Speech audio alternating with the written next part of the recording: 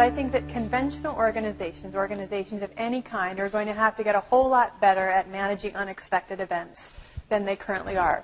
And just over and over in the last set of talks, we heard about how the world is becoming increasingly sort of connected in a global way.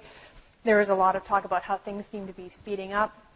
And there are just, even if you think about the last couple of months in the news, between natural disasters like Hurricane Sandy or the tornado that just happened in Oklahoma, to terrorist attacks, the bombings of the Boston Marathon or the attack in London, to cyber terrorism, it just seems more and more that there are these events that are happening in the world, some of which we can guess at and predict, but many of which we don't really know about until they've happened. So I think one of the capabilities people need to build, and Rotman's a great school to be at for this, because students and other people in business are learning all the core competencies, finance, economic strategy, but I think one of the skills that all businesses are going to need is being able to do things like improvise on the fly, come up with solutions when they haven't ever considered the problem before. So I think managing unexpected events is really important.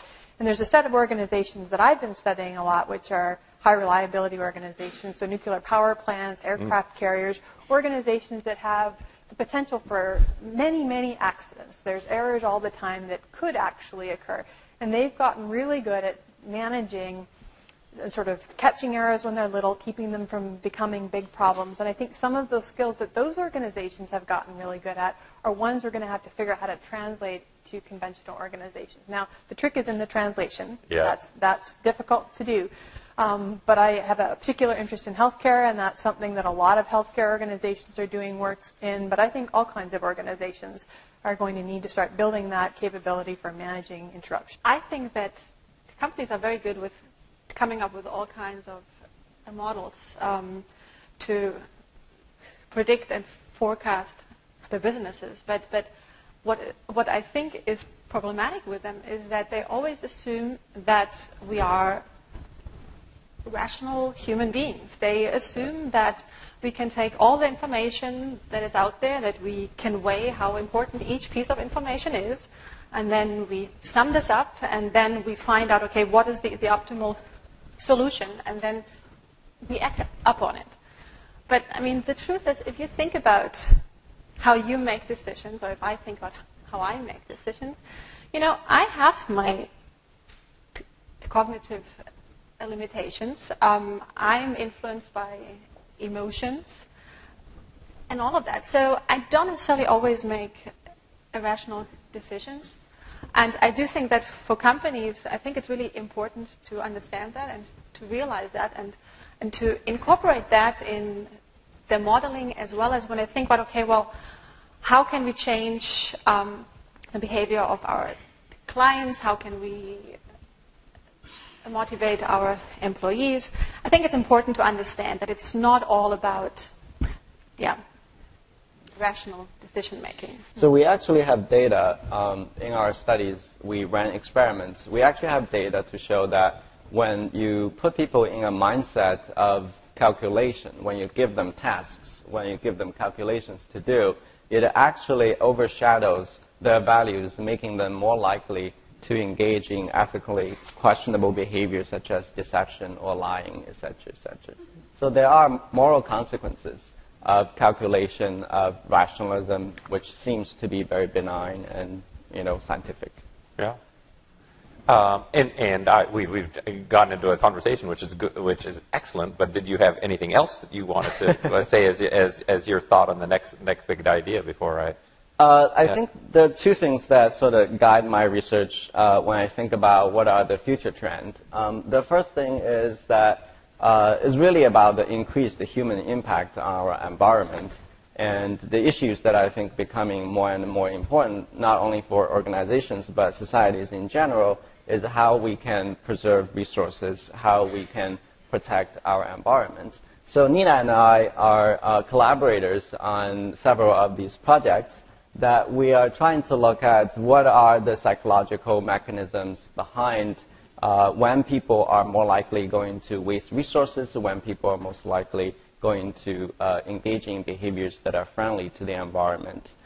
So when we think about the policies that we have right now in terms of protecting environment, there are lots of isolated environmental campaigns that goes out to millions of households telling people that they should save water, that they should save electricity, et cetera, et cetera. But there is one major drawback of that, as Nina and I discussed in our paper, is that there is this phenomenon that we call moral licensing. The basic idea is that people become content of their own moral standard. When they think about themselves as being a moral person, they stop trying as hard to do the right things. So in the domain of licensing or in the domain of recycling, when people know that they have reached a good standard, that they are a person that is environmentally friendly, what happens is that it becomes less likely to regulate their future behaviors. Let me define a gray market for you. It's a distribution of unauthorized, although legal distribution. It's not illegal, just unauthorized product from one geographic jurisdiction to another. So a black market would be the illegal distribution of product. If I go to my neighbor's house, steal a stereo, sell it in the back alley, that's black market distribution. Gray market is unauthorized, but it is legal, right? So you've got a multinational, let's say, like a publishing house, for example, right? And they publish the same textbook the world over. And they have high-priced markets like Canada, as my students know, from the exorbitant prices they have to pay on their textbooks. And there's also low-price jurisdictions, like, for example, India or the Far East, where they're paying 10 to 20% of the price they would pay in Canada. Now, a gray marketer, a thrifty entrepreneur, will buy the product in India and then ship it back to Canada and then undercut the authorized distributor in Canada. That would be an example of a gray market transaction. It is not illegal for the most part anywhere in the world. So, for example, if you take a look at the U.S., the first sale doctrine says that once I sell a product to somebody, me as the copyright holder, I have very little recourse to tell them to do. I can't tell them to do anything with that product. They can resell it, they can loan it out, they can do whatever they want. And those are the provisions worldwide that gray marketers use to distribute this product. Gray markets tend to arise when there's very little competition for a product, or where demand is what we would call inelastic, meaning that you can charge whatever price you want. People are probably still going to pay. A good example is the pharmaceutical industry. Right? If you've got a patented pharmaceutical, you've got a monopoly, there's very little competition.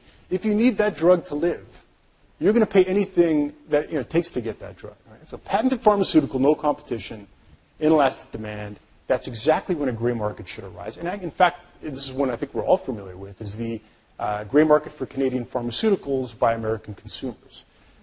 Pharmaceuticals tend to be priced a little bit more cheaply in Canada than they are in the U.S.